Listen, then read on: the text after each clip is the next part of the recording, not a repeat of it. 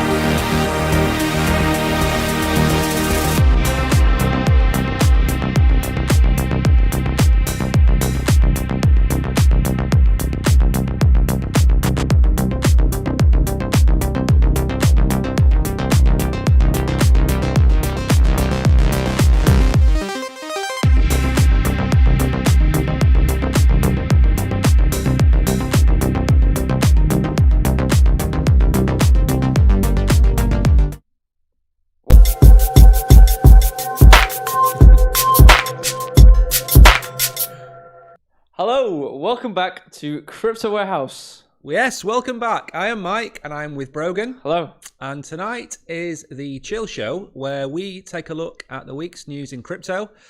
Tonight we're going to take a look at who's been bribing who. We're going to give you an ADA price prediction, which is slightly different to the one that has been in the news this week.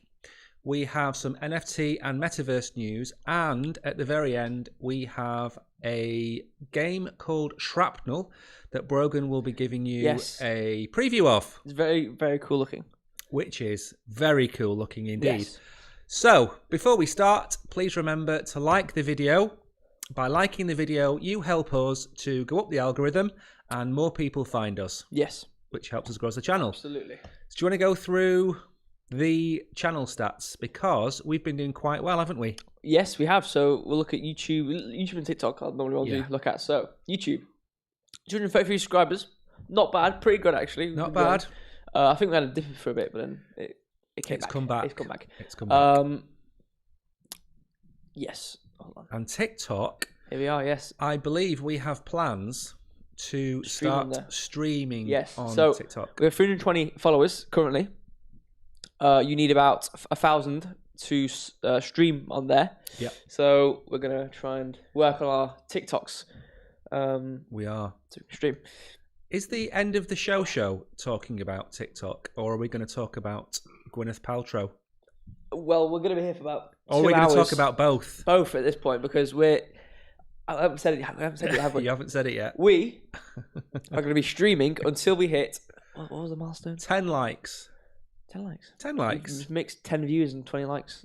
Just 10 likes. We're going to be streaming until we hit 10 likes. So this could either mean a normal stream or a very 24-hour stream. That as well. So we're going to take our time. We're not going to put a timer on. We have a special prize. Is Mrs. Fitz in the chat? Got Peter. We've got Web3 Superstar. Welcome. Hello, Peter. And hello, Web3. So I don't think Mrs. Fitz is on there. Well, we have a very special prize to give out at the end of the show. Right. So you need to stick along and wait for that. And you will definitely receive it. Absolutely. Yeah. So what's first? The video.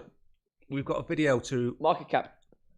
And yeah, that's right. What are the other things I need to talk about? There's the market. What's the market cap? Bitcoin dominance volume. Okay. Total market cap $1.174 trillion. Bitcoin dominance 46.5%. Pretty much the same as we've seen it the 3 other times. Yeah. I was told not to look at top performers because if we didn't know why they were good, no point talking about them, is there? The problem at the minute is that we're having a bit of a pump. The prices are all going up. So when you look at the top performers, there isn't a particular coin that does well because they're all doing well. Right. So when Bitcoin pumps to 29,000, everything goes with it, just not as much. And then when everything retraces, it all kind of retraces at more or less the same rate. So it's difficult to say. So a few days ago, for example, XRP has hit 50 odd cents. The reason being is at some point this week or next, we're probably going to have some kind of result in the case. Right. Yeah, I was about to say up 20% for 7 days. So that's like the top performing performer. Precisely. So it's difficult this week to look at the reasons for that. So we don't need to look at that too much. Yeah. And as for the dominance, if you take out stable coins, then I think we're well over 50 odd % now for Bitcoin. It's probably going to be heading up towards 60%. Okay. Again, that's a good sign because it means it's building its momentum towards the bull run. So all of these are positive things, even if the price is a bit unstable at the minute. Yeah. Another thing is the latest video. Yes. I could guarantee if you're watching it live or on catch up, you probably don't know what a flat coin is. It's a relatively new thing. It only started, the first flat coin ever to exist only came into existence in the last 48 hours. So it's not just relatively new. It is new. It's hot off the press. Hot off the press, and to commemorate it, we've made a video, haven't we? Yes, I'm sure right now. So if you do want to find out what a flat coin is, then just go check the video out. Yeah, it's a very interesting video. Yeah, only what is it, about 5 or 6 minutes long? Yeah, not a long video. No, but it's very in depth. It is very extremely in depth. And Nuon actually liked the video and gave me feedback and said it was a very good video. So if Nuon themselves are saying it's good, it must be a good video. So it must be. Make sure you check it out. So, Word on the Birds. We're on to now. We are on Word on the Bird, and it wouldn't be a chill show without a meme, would it, funny. To start it off? No. Let me make sure my desktop audio is on so I can actually play audio. Good point. Yeah, it should be on. I should move the menu, shouldn't I? Yeah, I think it's on. You hearing that? Смотри, лучше не так сильно бей. Нахуй, хоть не ляжешь. Давай.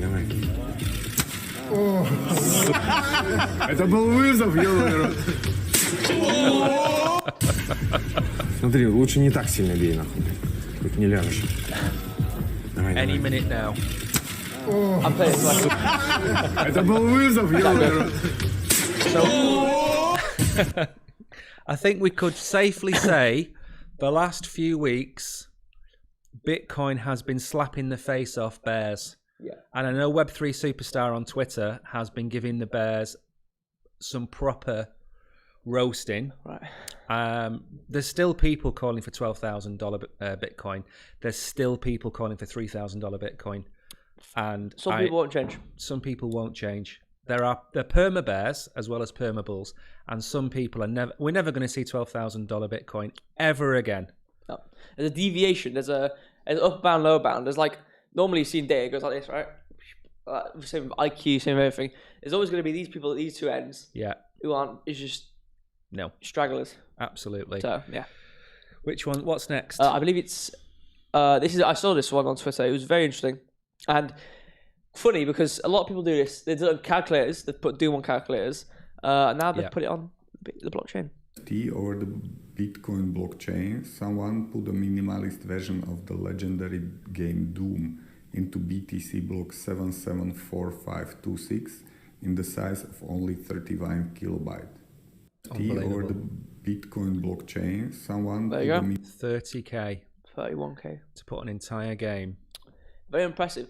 You know, game development's come it's regressed quite far because back in the day, Quake 3 is another one in terms of the algorithms it's produced and the level of intellect that has come from game developers back then because they had to optimize every singular morsel of everything and fit it down to really small compact size to make it run on old hardware. Yeah, it's very impressive.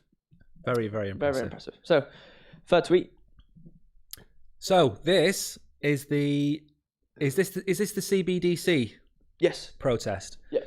No, this is the one before that. What's it called? I don't know which one is before that one. USA Goose. Yes. We have been talking about this for months on our channel. Biden is the worst president you guys have had, and that is saying something. Come back, Donald Trump, or bring on Gov. Ron DeSantis. Yeah. In reference to a tweet, just in, Saudi Arabia enters trade alliance with China, Russia, India, Pakistan, and 4 Central Asian nations to step further away from reliance on the US dollar. Yeah. We've been saying this for months, and we're pretty sick of saying it. But basically, America has the reserve currency. The US dollar is the reserve currency. It's also known as the petrodollar because all trade for oil is in dollar. Except it isn't anymore because Biden and his stupid gang of cronies have decided to look at how to treat people that want to wear dresses, how people who want to wear dresses can compete in female sports. But what they're not looking at is global international trade and global international agreements. So China and Russia and most of Asia are now going to be trading in the yuan. And today was the first transaction between, I think it was Pakistan and China in yuan today. By the time Biden finally gets removed, it's probably going to be too late. Yeah, definitely. So I'm not going to talk about that anymore because it's a bit of a We've sore got point. we've got 3 hours for this stream, so you can talk as much as you want. Probably 4 hours. Yeah, probably 4 Might hours. have a nap actually. Sorry? We could have a power nap halfway through. I think we should have a power nap. How many likes are we on? 2.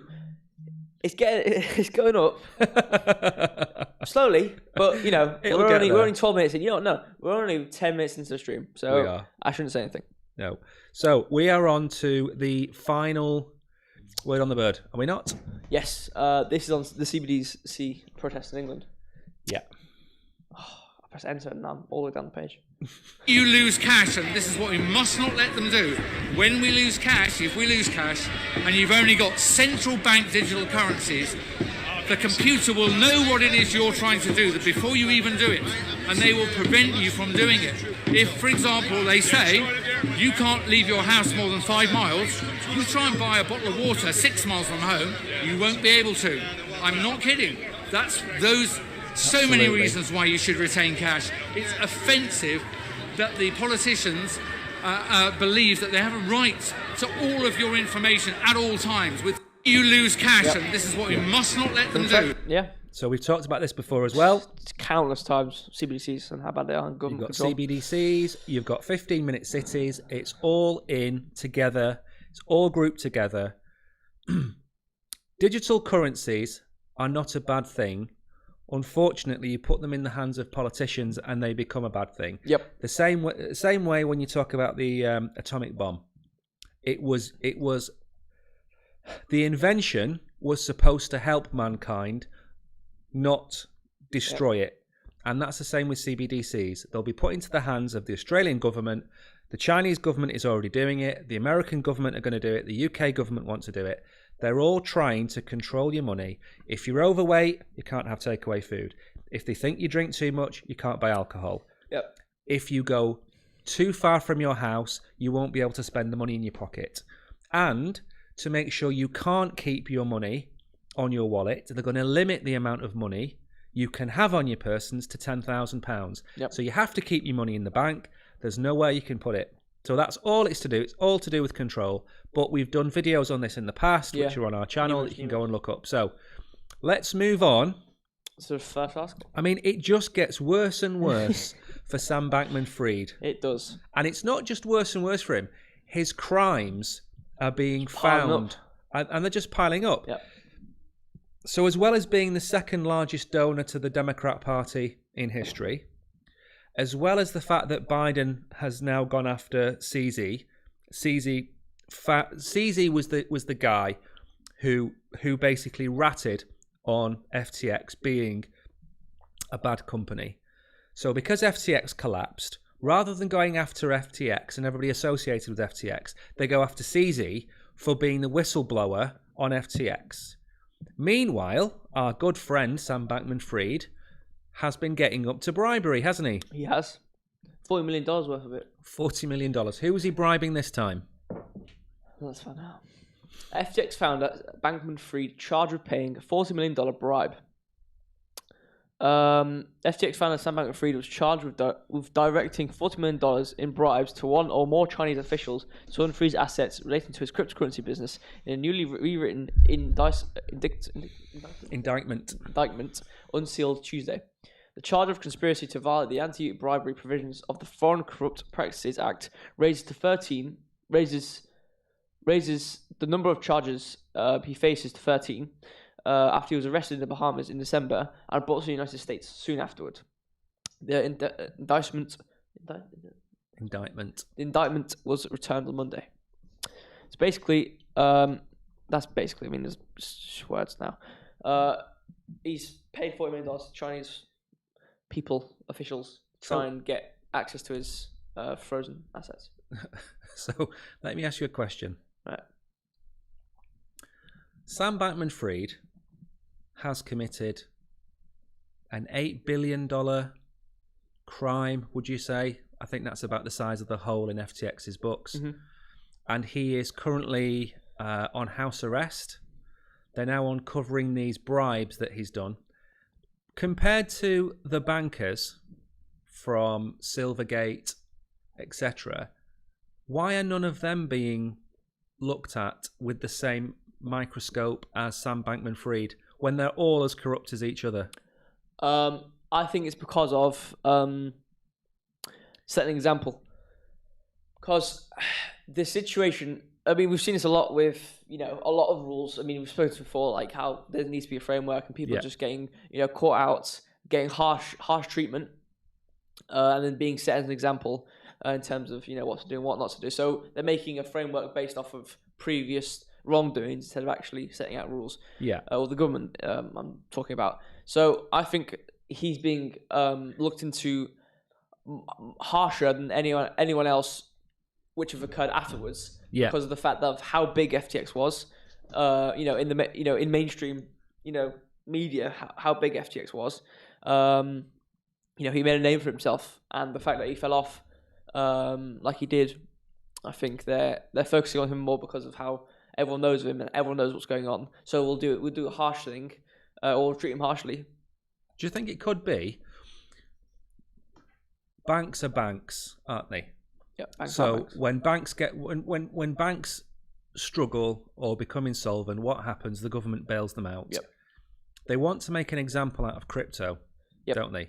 Yep. So do you think they've gone after him harder because he was in crypto rather than if this was a bank with an $8 billion hole, the Fed would have plugged the hole, they'd have insured the assets of the users, and we wouldn't be talking about this. So yes. What you're saying, I mean, I agree as well.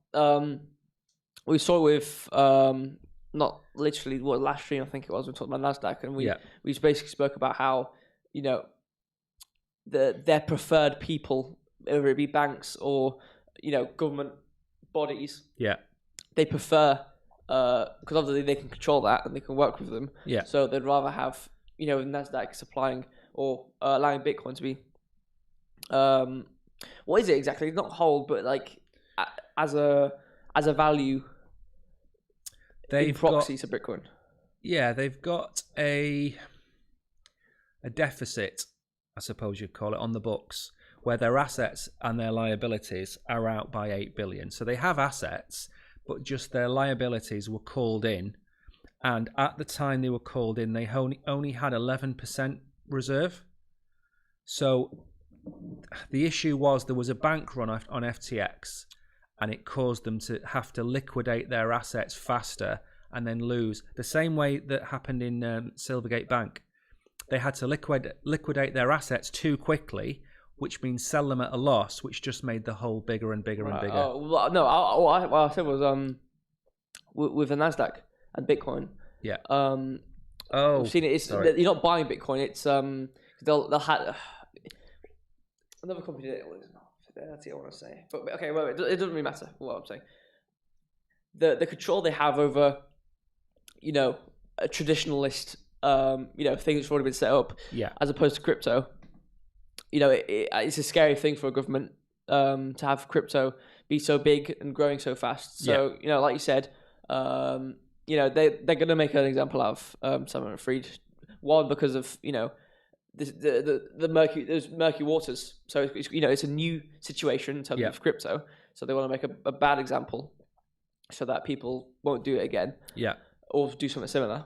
And alongside also the fact that they don't like crypto, so they're going to trigger.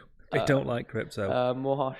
They don't like them indeed. Right. So should we move on then to? There's two parts to this, and the second part is the more sinister part, and the first part is a quickie to do with the EU this week. Right. And then I'm going to ask you about the second part, because this is it's fairly big news in crypto, but it should be fairly big news for everybody. Okay. I would say.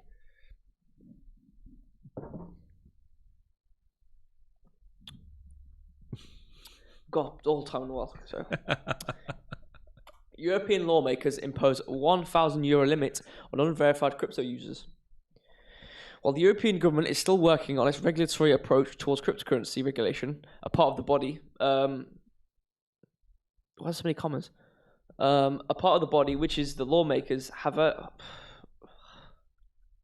I don't know where when I was standing in for you a few weeks ago, I must have reread the same sentence like 5 times, because I don't think there's any editorial control over these articles. No, it's ChatGPT. Yeah, it's literally a regulatory approach towards cryptocurrency regulation, comma, a part of the body, comma, which is lawmakers, comma, have earlier today. It probably makes sense if you read it. The more I read it, it kind of makes sense. But it's so obscure. Poorly written. It's poorly written. It could be more accessible. Anyway, so the long and short of it is, the EU are now imposing a €1,000 limit on transactions between wallets that they have no control over. Right. Okay. Verified between what their system. Yeah. So basically, what they're trying to do, and they're going about it the wrong way, is they're trying to stop people from spending money without them knowing where it's come from or going to. But you cannot control non-custodial wallets. The entire point of this movement is to give you autonomy of your money and take it out of the hands of the EU, the American government, the Chinese government. So you have complete control over your money, and you can spend it on what you want and where you want with nobody stopping you. Yep. And the EU are coming out with these. They did the same thing with the internet. They tried to bring out certain rules and certain laws which were never going to work. You're never going to stop people from looking at the kind of stuff they look at. You're never going to stop people from sending the kind of messages they send. And they try and bring out these laws to stop people from accessing this material. Yep. And they're never going to work. The same thing with crypto. You're never going to stop people from sending money. And why should they dictate to me that I can't send you €2,000? Yep. Crazy. So that's the first part, which is an example of a country not understanding crypto. And the next one will never become law in America. Anti-TikTok Restrict. The Restrict Act. Okay. Anti-TikTok Restrict Act could be turned against crypto and much else. Think tank wants. Okay. Experts are circulating on ways the bipartisan agreement. Bipartisan bill could be misused if passed into law, and finding potential threats to technologies that people love. Yeah. A bipartisan bill introduced earlier this month in the United States Senate could be applied in broad and unexpected ways if it becomes law, including to threaten crypto, the think tank Coin Center has warned. It stands for Restricting the Emergence of Security Threats That Risk Information and Communication Technology Act. Yeah, it's basically protect people against things they don't know what's going on about. The act would give the Commerce Department new powers that would comprehensively address the ongoing threat posed by technology from foreign adversaries. by allowing it to review, prevent, and mitigate information, communications, and technology transactions that pose undue risks to our national security. So basically, anything outside of America, we're going to just filter this huge funnel, which is really strict. Okay, fine.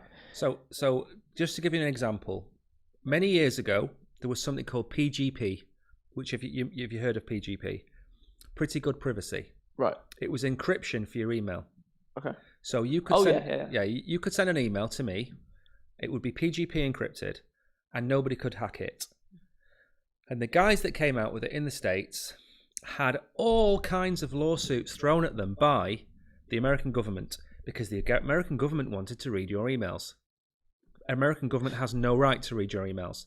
So this isn't something that's just jumped out of the back of a car. This is something they've been trying to do for the last 30, 40 years, which is basically monitor every single thing that goes on. Yep. And what they do is they hide behind this national defense, and we must protect ourselves. And this doesn't just cover crypto. This covers everything. Right. This covers you wanting to use a VPN.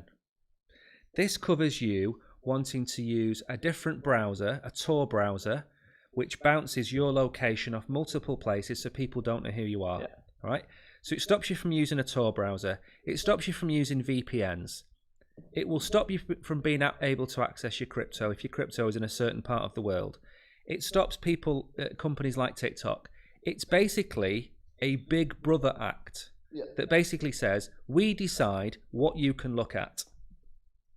What? I mean, are we talking about China or are we talking about America, the land of the free? Yeah. Because the last time I checked, America certainly wasn't the land of the free, and it's becoming more like China and a communist regime day by day. Yep. Absolutely. I mean, what possible argument could you have for this law to actually make a difference? It's they're being too broad with the way they're going about it. It's the law's so it's quite ambiguous where it says, oh yeah, anything outside we're going to filter it. But it's basically just saying anything outside of America we're going to heavily filter it to make sure there's nothing security. It's not security based basically. It's basically they're going to filter everything which is coming from outside of America. Yeah. It should be. They should have. Either way you go about it, it's still going to suppress things, which there's just going to be some things you can't access. Whether it be good or bad, you're just not going to be able to access it. But if you do try and access it and use a VPN, there's a $250,000 fine. Is it 6 years imprisonment? Oh right, is that more to? I've closed it out completely. Doesn't matter. I think it's roughly. I'll go check quickly. It's fine. It's roughly $250,000 fine and 6 years in prison. Right. Now in the UK, and I've got to be very careful what I say because there's certain words you can't say on YouTube. After there were certain attacks in the UK. Go on, you found it. The bill foresees penalties of imprisonment for 20 years and fines for $250,000. That's like a life sentence. That's like killing somebody. Yeah. So you nearly get an imprisonment of killing somebody. Yeah. If you try to go access something outside America. Correct. So in the UK, they brought in an act. Tony Blair brought in an act. I can't actually say what the act is because it's got certain words, but it's an anti-T act. Okay. Right. And they brought that in because the police didn't have. You can't just arrest somebody in the UK without reasonable suspicion. Yeah. So this act that they brought in allowed you to be held for 48 hours without any reason. And this act came in, and it's still there, and it's 30 years later. And the issue is that when they bring in these powers and they give these powers to the people like the police or whatever, you're never going to get that freedom back. You're never going to get your liberty back because once it becomes an act, it will never unbecome an act. Yeah, it's hard for it to. It's like wages, for example. It's hard for it to be removed once it's there. It's exactly. an enforcement. Precisely. People have to either get used to. Yeah. And learn. And then all they have to say about somebody that's running a television station from his bedroom is, well, actually, this falls under this act because your servers are hosted in Cuba. Yep. So we're going to shut your TV station down because you're based in Cuba, And give you 20 years. and they'll give you 20 years in prison. You know, the guy that invented the Turbo Cash, which was the site where you can put your Tornado, crypto through. Sorry, Tornado Cash. Tornado Cash. Yeah, Tornado Cash. He got arrested and thrown in prison. You've got Sam Bankman-Fried in his mum and dad's house walking around. You know, he's not allowed an internet phone. Fair enough. Yeah. So these acts have to be stopped. And what normally happens is they bring an act in, and it's really wide-ranging, and everybody's scared of it, and it's terrifying. And then what they do is, because they've scared everybody, the stuff they actually want to put through gets passed because it's only half of the act. Right. Yeah. It's like what's it called, an anchor. Yeah. Like it's in sales. An anchor. Yeah. You do something ridiculously high. Yes. And you bring it down. Exactly. They did it with the iPad, where like they had like some ridiculous like 1,000. It's like 1,900. It's like, oh yeah, a typical price would be 1,900. Yeah. Brought it down to $999. It's like it's still $1,000. Yeah. But in comparison to what you've just said, it's ridiculously low. Exactly. So this is not good news. It won't pass in its current guise, but it is going to pass. I think the 20 years is literally just a setup for it to go, hold on a minute, this is a bit too much. Yeah, and we'll then they give go, you 6 or I'll 7 give 5 years. years. Yeah, and they're like, exactly. all right. Precisely. Even though it's still ridiculous. Absolutely. Right. Let's move on. We are I'm scared on. about this article because there's information I need to talk about and stuff I need to You say. don't need to be scared about it. This is a new topic for the channel, and it's something that lots of other people do, and I stayed away from because I didn't want to be accused of being a moon boy and giving ridiculous predictions on prices. Right. We don't want to manipulate the market of ADA, do we? Because our channels has so much influence over we've got the gravity of the moon on our channel. We can move waves. Do you know, I feel like another measure to see if we've made it as crypto influencers is if we were able to go to a random small capped cryptocurrency and go buy this, and it'll actually change the price of it. We don't want to do any of that. We're never going to do that. We'll be accused of financial advice, and we don't give financial advice on this channel. No. So the reason we're going to do this is that a lot of people buy crypto and don't really fully understand how the price works. They don't fully understand if you buy something for 10 cents, that could be its all-time high, or it could be its all-time low. Yeah. So we're going to use this segment in the show. We'll probably do it once a week, where we pick a currency and we kind of give a fair value prediction of what we think it's going to be. Okay. And the reason for this one is that somebody's come out and said that ADA, Cardano, is going to be worth $15 in the next bull run. And I did a short on this about a month ago. It's still on the channel, and it basically says, how many ADA do you need to become a millionaire? And I gave you 3 prices for 2025, 2029, and 2033. They're the 3 price targets. But let's go through the article, and then we'll talk through the price prediction together. All right. ADA to $15 next. Crypto pundit boldly predicts as Cardano sets new remarkable milestone. Renowned crypto analyst Dan Gamba, what do we call David? David has predicted Cardano ADA's price will touch $15. Renowned crypto analyst David has predicted Cardano's ADA price will touch $15. This is after the Cardano network hit the historic 4 million milestone. David explained in a recent YouTube video why this crucial wallet number prompted him to set up the ultra bullish price target for ADA. I'm going to scroll down a bit. Okay, I'll read these two. In a March 25th video, the YouTuber observed that Ethereum reached 4 million watts in 2017 at a market capitalization of $21 billion, while Cardano hit the $4 million wallet milestone with a $12 billion market cap. Ether went on to smash $125 billion market cap during the bull market, and Cardano reached 91 billion. Sorry. So there's a lot in that, isn't there? Yeah. There's a lot in that. There's a quote on this is what I was supposed to read out. There is. Jesus. I thought you were going to mute yourself. I know, but I thought if I go over then... We can still hear you. You can hear me. Maybe they can't. I don't know. David expects ADA to hit $15 in the next bull market, with its market cap rising to a staggering $500 billion. He is of the opinion that developments within the Cardano ecosystem are in line with Ethereum. There's a quote from him, but... We don't need to know anymore. No. So he's predicted $15. Yeah. What's the current price of ADA? About 35, 40 cents? Let me go to CoinMarketCap. Something like that. So he expects a 35x from here, doesn't he? I'm getting up to it now. Yeah, 37 cents. Right, okay. So he expects it to go up 35-fold in the next bull run. Yeah. Now, the issue is, and what a lot of people need to realise is, the market cap is just as important as the price. ADA's market cap is 13 billion right now, and he expects it to hit 500 billion. If you open the next... I've got the thing there. Right. So it's saying on here that the market cap of Bitcoin, which is the biggest cryptocurrency in the world, is currently 540 billion, which would put ADA at $16.50, I believe. Wait, do you want Bitcoin, right? Or not? Yeah, it's fine. Ethereum? Okay. Yeah, $15. Right. Now, it's impossible. It's never going to happen, okay? Of all the cryptocurrencies that will outperform Bitcoin, Ethereum went from proof of work to proof of stake. When it did that, it basically got rid of inflation.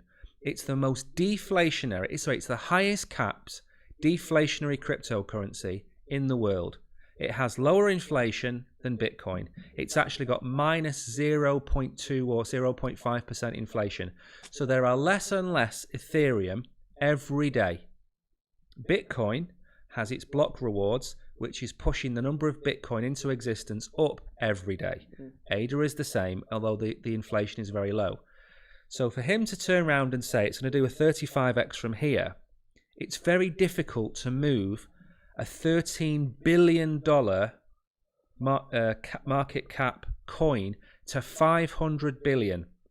You would need an $11 trillion crypto market, which is 10x crypto 10x from here on everything. Complete 10x. No. Right. That's a happy day. Which is a happy day. Happy day. It's a happy day. Take that. And trust me, when that happens, we are still going to be on the channel. We'll still be talking to Peter. Palm trees and sand in the background. But you will see, we will be dripping in Gucci and all of these other weird Nike, Jordans. Jordans. Nike Air Jordans. Yeah. It's not going to happen for a while. It will happen because the market cap of gold is the target for Bitcoin, etc. So, if we ignore the $15 price, where could we see ADA getting to realistically for a fair value, which is what I looked at when I did the short 3 or 4 weeks ago. And what you have to look at is what's called diminishing returns, which you call... diminishing marginal returns in economics. Precisely. So you've got a far more technical right. It's basically aspect on this. For every additional unit you add, how much it decreases in valuation or value Precisely. added. So ADA hit $3, which is currently, for argument's sake, let's say that's a 10x from here. Yeah. That's to get ADA back to its all-time high of $3. $3 and a cent, $3.05, whatever it might be. Now, if you go back to the multiplier that it had to get to $3 from where it was, and then you go back a step further, those multipliers were like 50, 25x.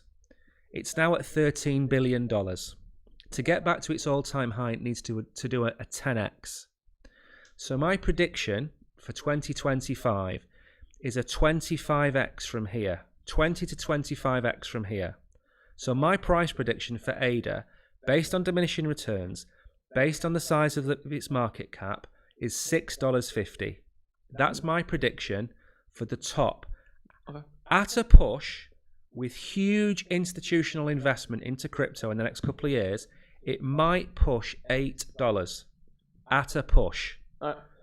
But you cannot expect it to hit a 35x. You have to add $487 billion to get it there. I mean, that's just one coin. We're looking at Bitcoin doing a 3x or a 2x, We're looking at Bitcoin getting to between $125,000 and $150,000 maybe in the next bull run. Again, it might push $200,000, $225,000 with institutional money coming in, or maybe an ETF or whatever. So to expect ADA to do so much more, I can't see it. I can't see it. I mean, from your point of view, economics point of view, what's your angle on this kind of moon boy prediction? It's unrealistic. When you look at, well, in economics, I haven't really looked at stocks or anything, but you can kind of apply basic knowledge of, like a free market, for example, in terms of prices of a commodity. You can apply that sort of knowledge, where it's, it's not going to go up forever. People invest at certain periods of time, and they will exit at certain periods of time to take their profits. Obviously, that's the whole reason people invest in something in the first place. So you're not gonna see a direct, just straight to was it $15? You're not gonna see that from point wherever it was now, for 0.3%. I mean, obviously, yeah, it'll go up and down. That's how markets work. But at points people buy at, people are going to be selling at. See, I'm gonna follow you up on that, because that's exactly right. There are 2 or 3 psychological barriers for people, and one of them is $3, which is the previous all-time high. Right. And you're going to hit the previous all-time high, and people are going to sell, because people will have bought at $3, have panicked. The same with Bitcoin. Bitcoin gets to $65,000 to $70,000. You are going to see everyone and their aunt selling, and then all retail is going to come in and buy it. So for ADA, you're right. The sell pressure will be applied at maybe $3, maybe $5, and there will be incredible sell pressure at $10, $9.90. Yeah, will be huge sell pressure. When you reach the all-time high, the confidence levels in terms of it carrying on going up, people don't care at that point. They'll either, they'll make their money because they're currently in the scope of, okay, max is $3, or they've bought $3, like you said. Okay, well, now I'm even. I'm gonna get out of here. I don't want to do this again. Yeah. So it's either when you hit $3 or an all-time high, the confidence levels of it carrying going up. Earthquake. Yeah, true. are nothing. For it to continue going up, was it about 4 points, whatever, 5? For it to then, the confidence for people, for the sell pressure not to be too high, for it to then carry going up 5x from point. There'll be no liquidity at that price. There'll be no liquidity to buy to force it up, and it's like a rocket trying to get into outer space. There's only so much fuel to get it to a certain point, and then the fuel runs out. And what happens then is, if it's not broken orbit, it will come back down to Earth. But there's only so much you can buy to get there. Precisely. And the people that are selling at $10, for example, will be selling at $10 to buy back in at $5 and $6, because that will nearly double their bags of ADA. So I think it's a long shot. Yeah. And there needs to be a miracle for it to happen. Never say never in crypto, because the strangest things happen. And we could be surprised. Is there a white swan event? The white swan event would be something like the ETF being approved. So Grayscale are applying for a Bitcoin ETF. That's a white swan. XRP winning its case next week would be a white swan. The Bitcoin halving isn't a white swan because it's a predictable event in March, April next year. So it's a predictable event, but it still has an effect on the market. Has a massive effect on the market, exactly. So I think $6.50 is our prediction for ADA. And yes, we hold ADA. I've got a large 5-figure. Yeah, there was 2 comments which have been ages ago. I just wanted to point them out. I don't know if they're still relevant in the conversation we're having now. Go for it. It's been ages, but Web3 says ADA to $5 to $10 at least. I agree. Yep, that's about right. And he said, which you just mentioned, it was $3 last bull run, so yeah, or $3 plus, so all time high. Yeah, I mean $5 to $10 from Web3. I've said $6.50 at a push 8. It's the same kind of area, and you can have huge wicks, which is a price where it will just shoot up or shoot down. So you could have a God wick. I think they're called God wicks. God wick, okay. It can happen. Right. Anyway, should we move on? Yeah, I should get the next article up now. This is There we go. right. One thing I want to say about this article before you go into it is, I think this is a sponsored article. Right. So Ferris chain. Not financial advice. Is it called Ferris chain? If you look at the very top, it'll say presented by under the image. I think it's called Ferris chain. Ferrum, right. So let's read the article and ignore them because it's Not financial advice. Not financial advice. But they have sponsored Cointelegraph for this article. Not financial advice. Not financial advice. We don't have to keep saying it. We've said it twice now. Make sure third time's Right. charm, not financial advice. So the reason we want to read this is because the actual topic is something we've talked about before, and this article gives you some very good examples of why we need interoperability between chains. Okay. Beyond bridges, a look at the next generation of multi-chain communication. Achieving interoperability between different layer 1 networks is crucial for the growth and adoption of blockchain technology. Oops. Achieving seamless interaction between different layer 1 networks is critical to realizing the full potential of blockchain solutions and accelerating global adoption. However, the decentralized nature of blockchain creates complex hurdles, making it difficult to overcome silos. A bunch of reasons why it's hard, and then a graphs of hacks and bridge hacks. Yeah. In value stolen. So a lot of cross-chain bridge hacks. I think more than bridges, the contracts between chains tend to be where most of the money is stolen. If you look at most blockchains themselves, they're fairly solid. Yeah. If you look at when someone's trying to wrap Bitcoin between different chains, that's where it hits the fan. Yeah, it's a very complex thing. Yeah. It's like putting I'm thinking of an example.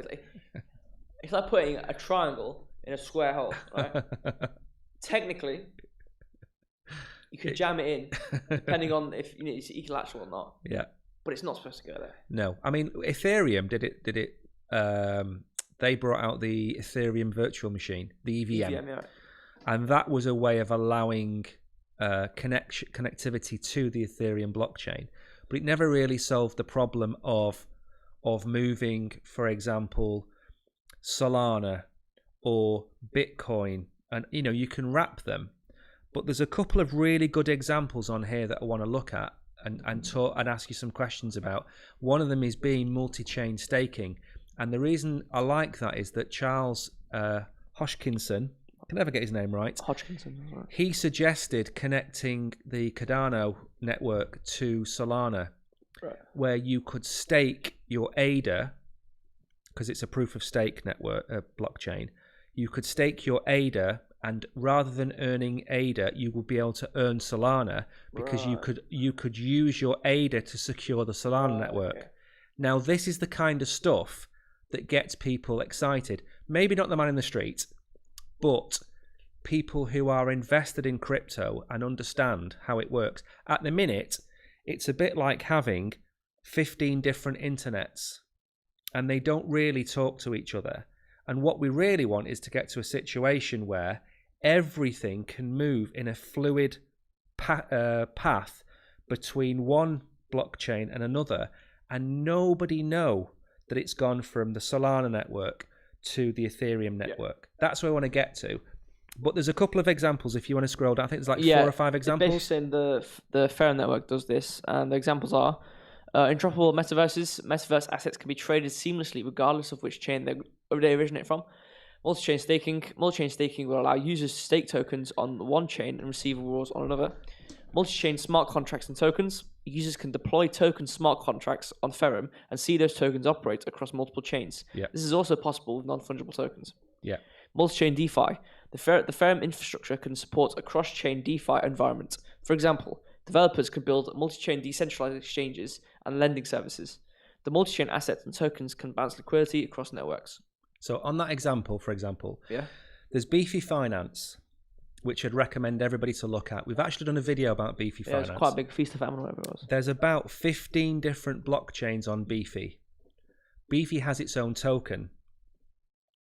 You have to swap that token in and out of the different chains. So, for example, you could stake it on the Polygon network and earn Matic. You can stake it on the, another example, AVAX network and earn AVAX. But you have to swap it between blockchains.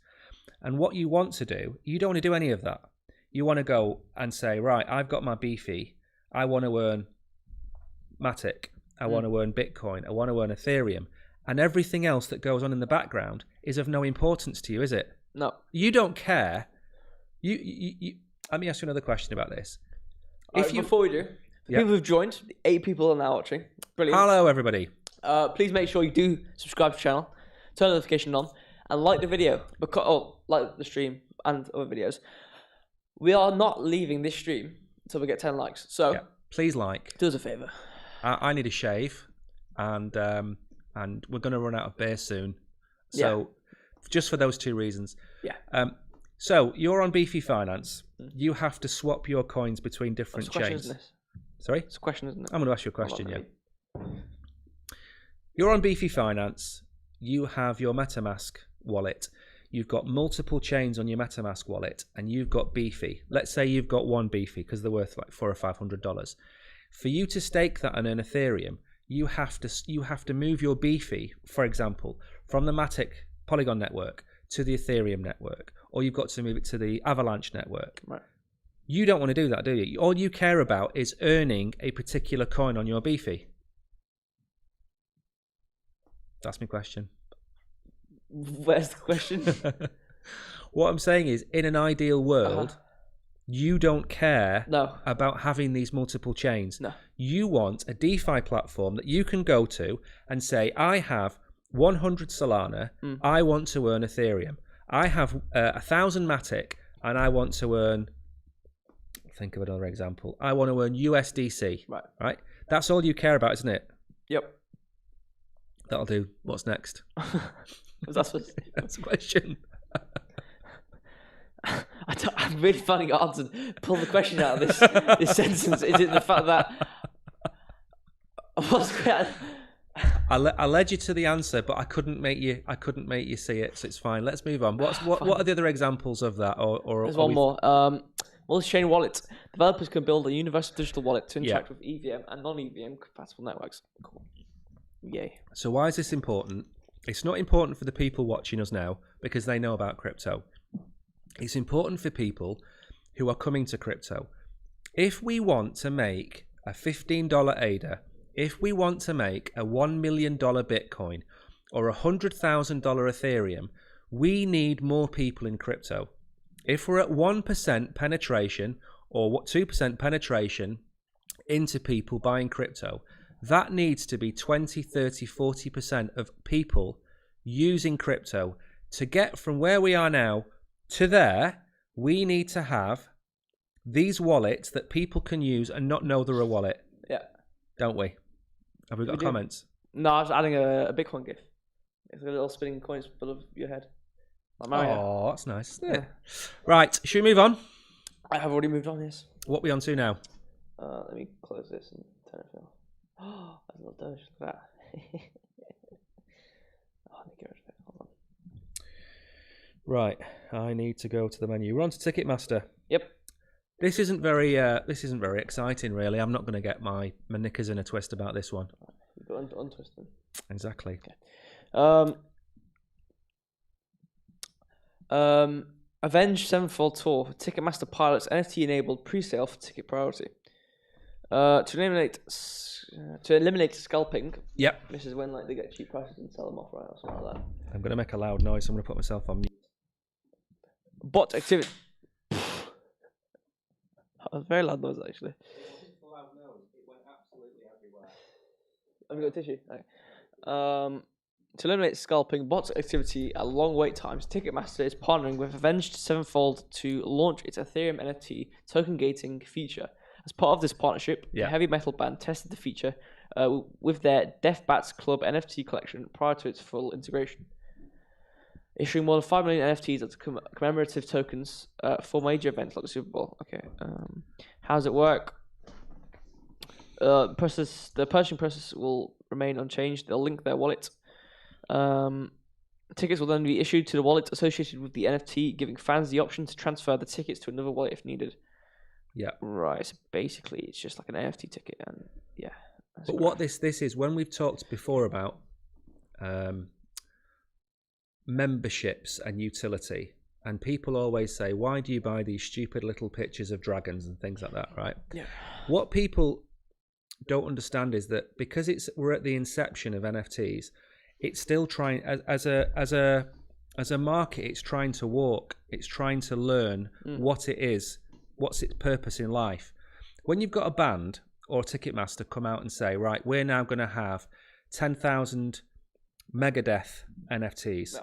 But we're not going to charge the earth for them. We're going to give them to our real fans. So 10,000 real fans get the Megadeth NFT. They are uncopyable. You can't replicate them. No. You get to Ticketmaster and you go to buy your Megadeth ticket. And you hold up your phone to scan the QR code and you match your NFT, which knows your wallet address, and it gives you the ticket. It stops bots going in and buying 50 tickets to watch Megadeth, and it gives the real fans the opportunity to buy the tickets. You're probably going to need more than 10,000, but this is obviously a trial run. Yeah. You might end up needing 100,000 or 500,000, wherever it might be, to stop this from happening, because all that's happening is real fans are getting stiffed out of hundreds of thousands of dollars to see their real bands. Whereas NFTs not only solve the problem of copying the tickets, because that was the original thing, wasn't it? You could have a real ticket, or you could have a fake ticket that you bought from a tout. You never knew because it just looked like a ticket. Now you've got an NFT which has a code that you can't copy, that's now being used at football grounds, for example. This goes one stage further and gives you an NFT that says, I'm Brogan, I'm a Megadeth fan. Have you ever heard of Megadeth? They're very loud, and they wear black, and they've got long hair, and they scream a lot. Yeah. And it's like listening to a cat being dragged across a blackboard backwards. Right? But we know you're a fan because you've got the NFT, so we're going to let you buy the ticket. So bots can't work anymore. However, it's not going to stop you from selling your ticket. Yeah. Because you can transfer to the next white. Exactly. So it doesn't get rid of all of that, but it gets rid of most of it. It's good functionality because, it allows for there to be a maximum of one per person, let's say, or yeah, it allows for there to be one ticket per person who wants to go, because that's all you need. Unless you buy for a friend, maybe, I don't know, that's going to be... People do that, yeah. You can buy tickets in pairs. Right. But, it's still... it's nice that they still have the feature of selling your ticket on to somebody else if you don't want it or you can't make it. Exactly. So it's not gating any other features which are needed. But also, you buy that NFT, which has cost you money, and a Megadeth ticket comes out at Wembley, and you can't go, but you can buy the ticket, can't you? Yeah. And you would be allowed to sell your ticket to your friend, so you, as a fan, make the money. What's wrong? I had a huge love heart, and I've got rid of it by accident. Ooh. Right. It's pretty cool. Let's move on. Now, if Julian was here, we'd let Julian talk about this. Can draw. But Julian is on holiday this week, isn't he? Yeah. I believe he's gone to get his hair tinted. Yeah. I don't know what colour he's going to get it tinted. I don't know. More ginger. This is Gucci, isn't it? Gook. Now, anybody out there watching this, does anybody actually own any Gucci? Do you own any Gucci? You've got Versace, haven't you? Yeah, you've got Versace. I haven't got anything like that. No. I haven't got anything. Right, should we go through this? I think this was Julian's article. Oh. Yeah, we're reading it without him. It's quite sad, really. Yeah, it's very sad. So I'm just reading stuff. We're an hour in. We're doing well, aren't we? We're doing very well. We're doing well. How many We have a likes have we nice had? conversation in there, aren't we? We're at 4 likes. 4 likes, 6 more likes before we can go home. Sorry, I've just turned out. But I'm reading the title. Then. Gucci partners with Yuga Labs to explore new possibilities in the metaverse. In the metaverse entrepreneur. Just throw an entrepreneur in there as a word. Yeah, they do things. Gucci partners with Yuga Labs to explore new possibilities in the metaverse. Entrepreneur. Just you can't make up these articles. They're either written by AI or they're written by a 5-year-old. Yeah. Or yeah. The opinions expressed by enterprise. Okay. Luxury fashion house Gucci took to Twitter to announce its new partnership with Yuga Labs, makers of the Bored Ape Yacht Club NFT. The brand has previously partnered with other people. To explore the metaverse, the house comes with Yuga Labs. Stay tuned as a new narrative blurs the boundaries between the physical and digital to the Italian high-end luxury brand. I have a feeling this is going to be awful. I don't know why. Thing is, we need Julian's excitement about clothes. fashion, don't we? Yeah. And I really don't. I just imagine there's a load of little kids in a sweatshop somewhere in India sewing pairs of shoes together. My truest brain is do an accent.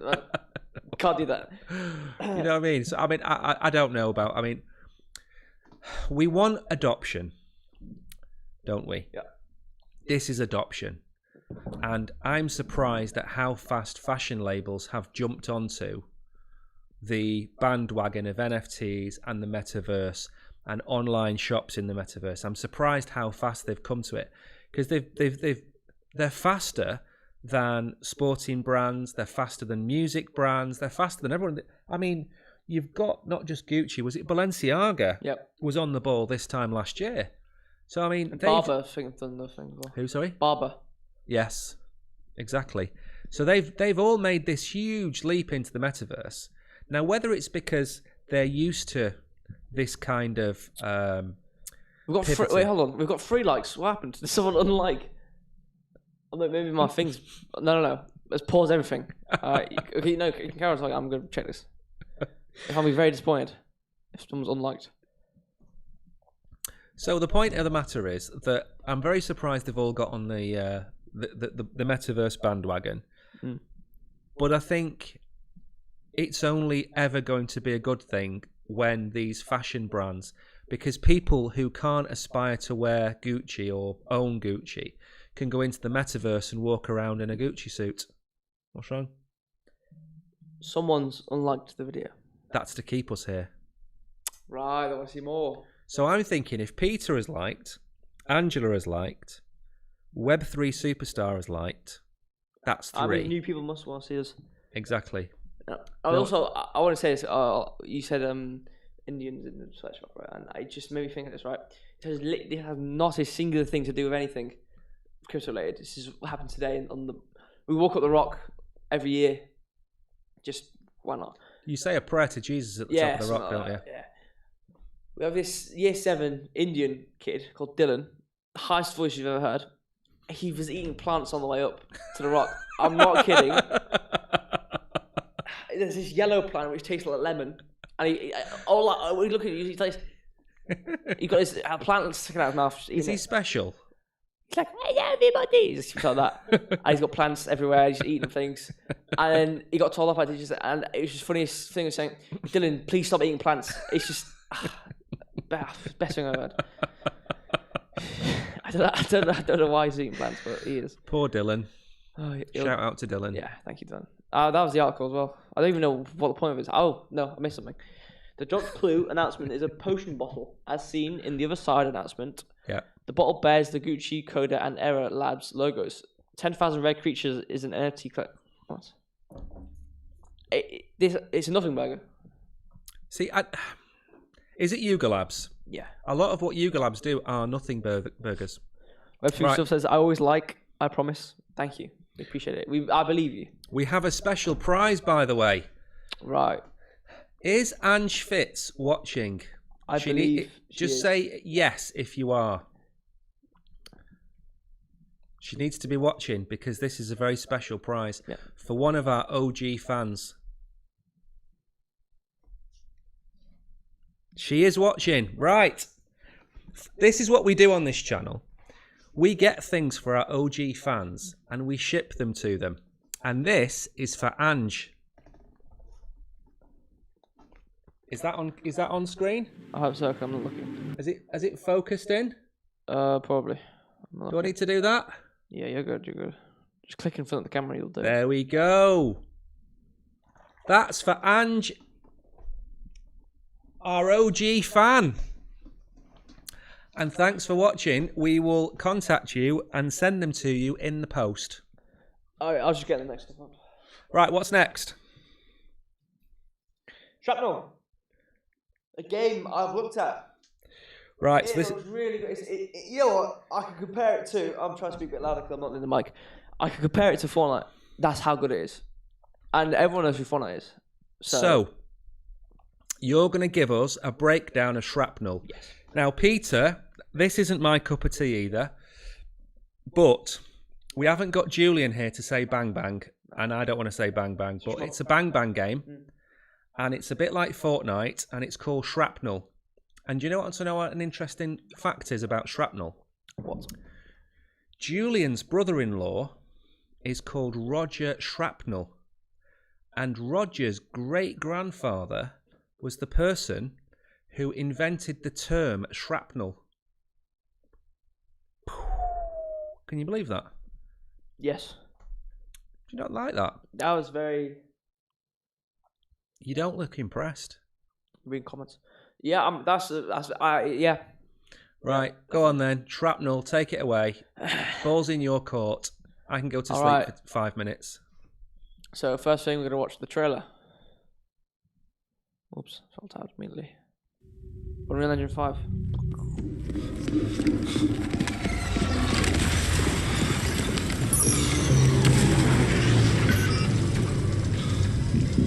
You need to talk a bit through this, by the way, for copyright purposes. Yeah, so there's a guy on the screen and he's doing something. No, not that kind of talk. Here's a bit of a background. Is the game out yet? The game is... yeah. I don't know. I don't know. It's a game basically to create things actually. So where it's comparable to Fortnite, it doesn't use Unreal Engine. Which is like I saw that. Yeah. But it also allows. Let me turn it down a bit actually. It allows people to create their experiences, a bit like Fortnite's creative system. You can create your own experiences. I assume gunfights, etc. Not sure if you can monetize this or not, but I feel like where it comes from Fortnite is, like I said, the gameplay, gun, bang, bang, and creative. See, what I like about these games is that 12 months ago, we were looking at games, blockchain games, NFT games, that were so far removed from AAA games as possible, weren't they? They were more Minecraft-esque games. Then you've got Earth from Under the Sun came along. Yeah. Star Atlas came along. We've now got D-Race, which was a blockchain-based horse racing game. We have all these different kinds of games coming along, and they're nearly as good as a game that you would get from Epic or Steam, aren't they? Yeah. Is this the gameplay? No, it's got tags in it. Yeah, so that's basically it. It's just you're shooting things and stuff. Some first person, this actual gameplay, in-engine gameplay. That's right. I mean, it looks really good. Yeah, very good camera shake. Trying to make it realistic. I know they're saying it looks like Fortnite. No, I'm sorry to say, but this playing this is horrible. I know. I don't know. No, listen. It's jarring. Yeah. This doesn't remind me of Fortnite as much as it does of COD. Of Call of Duty, sorry. I'll tell you about Battlefield. I'll actually tell you why Battlefield is actually such a good game. It's because of the interaction you can have between the map and the player. So you can see in the background, there's buildings blown up. With Battlefield, why they're so different and why I think it makes them such a great game, just like COD, the main competitor being COD, is the fact that you can blow up a wall, for example, walk through it. And I'm seeing in the background stuff being blown up. There's a term for that, isn't there? Environmental damage or something? Yeah, like an interactive environment or something. Yeah. I feel like that is... It's not too hard to add, but I feel like it makes a game like 100 10 times better more believable. because you can like, okay, there's a guy in this building. You can blow up a section of the wall. Yeah. With like a grenade which goes through the wall, and it's quite like a quiet grenade. Let's say, I don't know, or like an incendiary wall thing. Yeah. And you can like blow a hole in the wall, and then walk through, and then kill them. Or it's like tanks. You can blow the whole building up and kill somebody. Like it's just adds so much more to the game. And I'm seeing this now in this actual gameplay. So, you know, do you know what else was like that back in the day? Any OG game players like Web3 or Peter might know this. There was Star Wars Battlefront. I mean, we're talking 10, 12 years ago. And that had that environmental interaction you were talking about, where you could blow up the side of a star base, not a star base, but like a moon base. And you could blow it up in any different angle. You could destroy the turrets. You could destroy everything in the game if you wanted to. And it makes it 100 times more realistic, because if you go to something like Warcraft, where you put area of effect damage on the floor, it will affect everything in a room. Even though you're outside and you put it down, anybody in that room will then start to take that damage. Object permanence. It goes through the walls, right? Which is ridiculous. Right. So any game the way you can interact with the environment, for me, is always going to be better than ones where you can hit a wall with a rocket launcher and it will just make some black smoke on it. Yeah. It's ridiculous. Absolutely. Peter said the helmet's running Halo. Yeah, I agree with that. You know, I've only ever played Halo once, and I know some massive Halo fans. Halo's great. Yeah. Zane has Halo tattoos. That's how much of a fan he is. I think he's got every Halo. He's completed every Halo. The latest Halo multiplayer was horrible, though. Apparently. Yeah. But, okay. Sorry. The game. Yeah. I mean, it looks good. Obviously, it's you know, like beta. It's like beta gameplay. It's not like, obviously the full game's not completely out. But it's, you know, so far it looks pretty good. I mean, like we said earlier, in terms of development time, and when we first started looking at games, they were mostly pretty bad. But now we're starting to see actual games, like real actual games. Playable games. Yep. Playable games. So that's enough of the gameplay. But let's actually see, how is it blockchain related. So let's go to their vision, I suppose. Yes. We've always wanted to build a competitive multiplayer FPS that players could mod and make their own. Now, blockchain makes it possible, providing an approachable way to be rewarded for spending time doing what they love. Ownership. So basically, yeah. So, like skins and stuff, and like trading materials. Ownership in terms of like you actually have that material and you can trade it. So it's going to have its own marketplace, where you can trade these materials, and I imagine that's why Magic Eden have built this gaming marketplace, haven't they? Yeah. Because what I take it, these NFTs will be saleable and purchasable on the Magic Eden marketplace, won't they? Yeah. Yep. Actually. I'm trying to scroll to more some game like lore. Build it. Players have access to a powerful set of creation tools. Build the experience they want to play. Create vanity items, weapon skins, and maps, and sell them to other players. That's very interesting. So basically, you can play like game modes like extraction, extract loot, and the loot will be like NFTs or whatever, and you can sell it. But another method of income, or earning from interacting with the game, is building experiences, which is quite interesting. So you can create like weapon skins and stuff and sell them to other people and earn from them. And as Discover, it was basically saying they're going to have a marketplace. I'm still waiting for the day where you can take skins from one game and apply them. It said on the blockchain page, interoperability.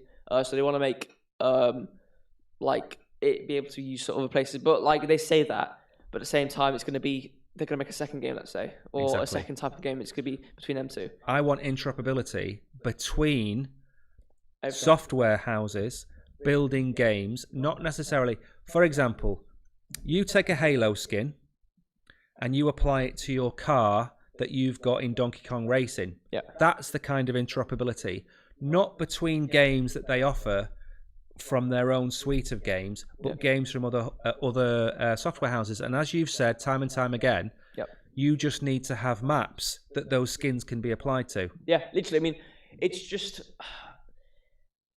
it's literally just like casted like data formatting, because at the end of the day, skins and stuff are just data. It's just a way of formatting data, and you're not going to be sending the skin data or the model data over. You're not going to be storing it as an NFT in the blockchain. There's so much more storage. So both the games are going to have it stored in like the client side, whatever. Yeah. But when it is stored in the client side, it's just a matter of, okay, well, just reference the skin. Huh? 60. Oh, I hadn't even alt tabbed. Well, hello everyone. Make sure you subscribe, like and subscribe, turn notifications on, etc. Yeah. Anyway, so at the end of the day, it's simply just a reference to the model, which is what we want these companies to do, isn't it? Communicate together. It's never going to happen, or it might happen in the future or the future. But we've talked about it before. We want these companies to work together, but at the end of the day, it's an oligopoly. Yeah. And unless oligopolies, they tend to work together. But at the same time, like I said, at the end of the day, a company wants monopolistic control. Yeah. Full control of the market. Yeah. As much profit as they can. So obviously, if companies, if they see a benefit in working together, they'll work together. Yeah. But if these companies need to mature in Web3, I don't feel like their knowledge in terms of what they could do with Web3 is great enough. No. So I don't think they see the importance of working together in terms of making an experience. A good example I've got for you. So Star Atlas, I go on about this game quite a lot. Star Atlas isn't a game. Star Atlas is a metaverse. Okay? It's a huge galaxy-wide game with 3 factions.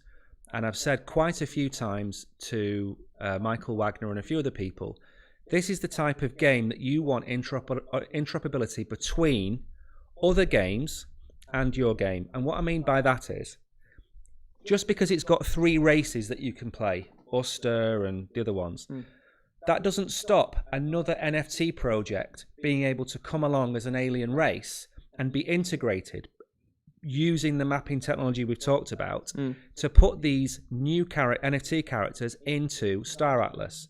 The same way you should be able to maybe bring in alien ships into Star Atlas.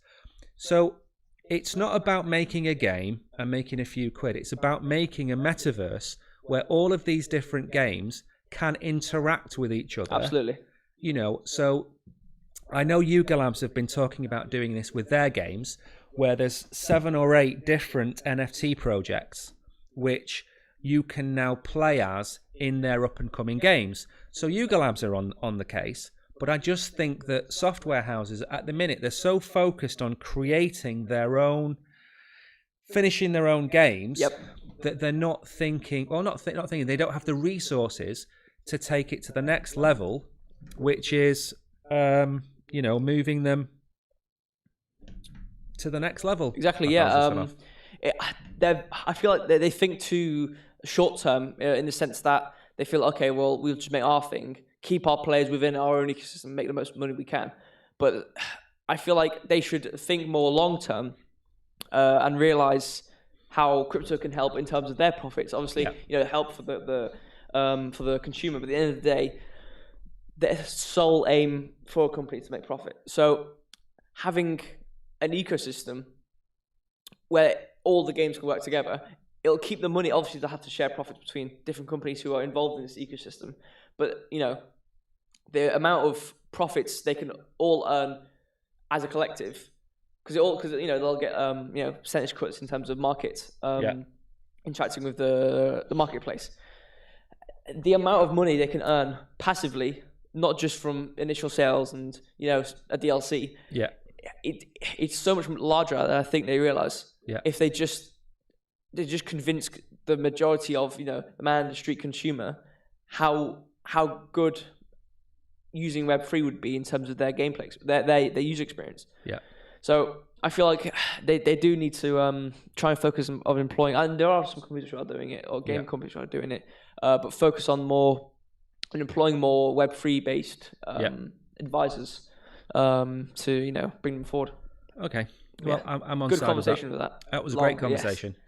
Right, now I've got an idea. Right, so we're now going to talk about our controversial topic. Oh yes, it's talk time now, isn't it? But before we do, we're just going to put our mics both on mute for 30 seconds, and we will be back. Right, we'll just do we'll put it on.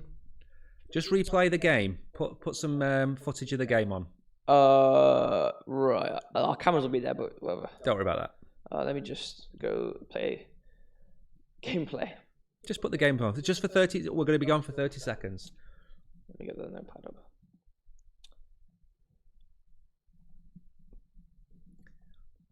We'll be right back. Yep.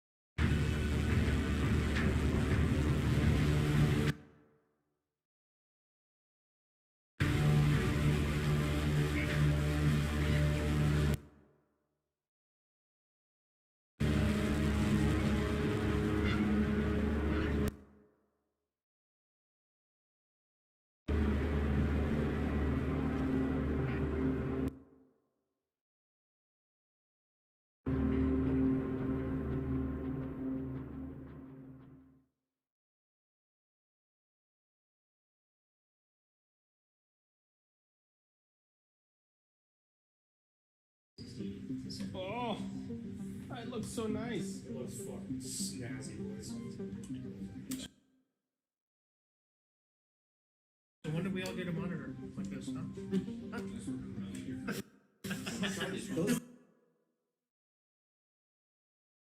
We are back. We're back. Sorry for that little interlude, but we needed to step out of the room for 2 minutes. Yes, just talk. Just to talk. So, we are down to our last topic. Yes, which is a talk. So basically, during this time, we're going to be talking about, something controversial, something's going on recently. But it's also time for anybody watching to ask any questions or spark another conversation, which you might want to talk about, or anything we've already talked about you want us to reiterate on or anything like that. So we had, it was two topics. We had the Gwyneth Paltrow thing. Paltrow? Okay. So yeah, we're going to have a quick chat. Does anybody like Gwyneth Paltrow? Because that's the topic for the Q&A today. Now, I don't really know much about her. It feels wrong putting gameplay on while we're talking about Gwyneth Paltrow, but sure. The thing is, I don't want to actually have Gwyneth Paltrow on the screen. No. Because she makes candles that smell like vaginas, which isn't a fan. I'm not a fan of that. And she also has a company called Goop. So before this court case happened, I'm not a fan. No. However, from anybody who's watching, do they have an opinion on it? Because as far as I'm concerned, I've not really got any interest in her missing half a day skiing No. because she was in an accident with somebody who's now got brain damage. As a youngster, what do you think? I don't care, but what I will say is it's been very funny to see the lawyers. The lawyers, I think, on both sides have been atrocious. And I think I saw somewhere she was countersuing for $1. So she clearly doesn't care about winning. So they've already been... It's $1 plus all the revenue. Sorry, not the revenue. It's $1 plus all of her legal fees, which could be $500,000 or $400,000, whatever it might be. So it's $1 plus that, and she was accused of stealing somebody else's court case. I don't know who it was. I don't really care, but somebody else did the same thing a few months ago, where they countersued for $1 to cover the costs, whatever it might be. But I'm just not a fan of her. No, I don't actually care about her as a celebrity. It doesn't concern me in the slightest. I just found it funny how it was a clown fest. The lawyers were awful. The guy, her lawyer, I think it was, or maybe the other guy's lawyer, he was explaining how the skiing happened. He didn't have a graph or anything. He was doing noises with his mouth and motions with his hand. Like that. He was doing, it's ridiculous. I know. And then there was a woman lawyer. I don't know if it was what's the opposite of defendant, the suer? What would you call them? There's I don't know what it's called. Defendant, the defendant, yeah. The not defendant. The attacker. Yes. Okay. It might have been the attacker's lawyer when they're doing the examination and talking, and she got him to stand up and stand next to her. Yeah. And then she asked him, "Do you feel like a big man or something like that?" Because in Gwyneth Paltrow's thing or something like that, she basically was talking about a big man and hitting behind her in the skiing. I don't even know the specifics, but it's just that it felt like I was watching Better Call Saul. Yeah. It's like slimy tactics. Yeah. It's I don't know. It's just a clown fest. There's nothing controversial really about it. Nothing I want to pinpoint out. It's just I just want to talk about how stupid it was. No, I completely agree. She's I don't care whether she's right or wrong. I think she deserves to lose based on her utter disrespect for the court, disrespect for the judge, disrespect for the guy, and then throwing in the essay. She accused him Really? of essay. Yeah. Oh no. He came from behind her. Yeah, and, that's what. Yeah. And I'm like, yeah, but you're not the one that's ended up with, mental brain injuries. Yeah. So as far as I'm concerned, she should be. We've got a question from Cyril.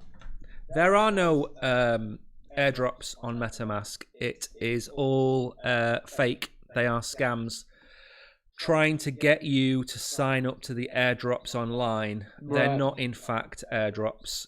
And MetaMask have come out about 3 or 4 times to deny it, because there's a huge raft at the minute of Arbitrum, which is a blockchain. There's a huge raft of Arbitrum scams and MetaMask scams, where they're saying that you can get an airdrop if you go here and you connect your wallet. And then, of course, what happens? You connect your wallet, you'll lose everything. So our advice is don't claim any airdrop from anyone, even from Discord channels. And if you do, make sure you use a burner wallet, which has no funds, and you only go through their official links, etc. Twitter account or their official website. Yeah. And even then, you're still opened up to possibly their website has been phished or hacked, whatever. So as far as I'm concerned, it's not worth losing your crypto over. Yeah, I had like multiple Orca NFTs, which are Orca NFTs are scams. It was like $500,000 giveaway or something. Like, got a ticket entry, but it's all crap. Any NFT airdrops that you get, there's normally Incinerator websites. Yeah, Sol Incinerator. Yeah. So Sol Incinerator on the Solana network, you can get the fees back. So you can actually make Sol from incinerating the fake NFTs. Yeah. I've taken the gameplay off. I feel like I'm overcolonized and it's not doing anything. So I don't read it. Well, we're at the end of the show, aren't we? 20 was it? It apparently got 28 views. 28 concurrent people? subscribers. Viewers. Sorry, viewers. Just out of nowhere. Which is our record. Yeah, it bloody is record. One last thing from Peter. On the skiing accident, would he have sued the person that crashed into him if they weren't a celebrity worth That's money? true. He's already tried to. I think he already tried to sue for what, like 3 million, and then brought it down to no. I don't know. He already tried to sue once for like a ridiculous amount, and then it got thrown, and he's now doing it for like 500k. So yeah, I agree. I don't think he would have done it. I think the problem with America is America is a country based on litigation, and it's based on suing people. Now, if you hit me and I hurt my back, I'd find out if you had insurance. And if you had insurance, I'd sue you. And if you didn't have insurance, I wouldn't bother. In this case, she's a celebrity. He knows she's worth money. He's going to sue her come hell or high water. Yep. I don't like her. I don't know what the ins and outs of this are, but she's a celebrity and she's going to get sued. Yeah. Yeah, sorry. Okay. That was it. Oh. Anybody else got any questions before we leave? Can you please hit the like button? Anyone who hasn't. So, point still, you said something after what you said, but we went to Peter. He said, of course, what about doing swaps with MetaMask wallet, though? swaps are all right. As long as you use... As long as you go through the wallet itself and use... As long as you use a well-known platform like SushiSwap, as long as you use a well-known platform, you can. But I would still take I would keep my crypto on a ledger, and if you needed to swap, I would transfer whatever small amount it is or large amount I want to swap and move that onto a hot wallet. I would then swap it on the hot wallet, send it back to your ledger, and then I would delete that wallet and I would open up a new one. So a lot like burner cards that you can get with people like crypto.com will give you a burner card or whatever. Yeah, and you use your virtual card. You use the card once and then you throw it away. Because the hacks are getting so sophisticated that the problem is Discord channels get hacked when one person gets targeted out of the team who has admin rights, then changes all the links, and suddenly that entire community gets drained because of one hack. So that's the issue that I've got with Discord. The issue I've got with websites is websites can be copied and changed or hacked. So unless you're going to make $100,000 or $25,000 out of an airdrop from Arbitrum or something like that, what's the point? Yeah, what's the point of risking your crypto on the off chance that you can get hacked through authorizing your wallet? That's well, I mean, I've got a few airdrops in the past, but I've got them on chains or on things that I never use, and then all I do is I sell them and take the USDC to somewhere like KuCoin, and then keep it there. So there's a lot of things where you've got to be careful of, especially Cyril. You know, you've got to be careful, not trust anybody, including ourselves. Yeah, non-factual advice. With AI nowadays, we could be fake. This could be China. Exactly. But, right. Anything else before we leave? What's his name? MetaMask's MetaMask's own swap function is fine.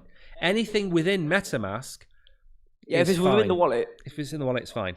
Same with is it Soulflare, Soul Wallet, and you've got Phantom. You've got all these. Any swaps within those wallets are fine.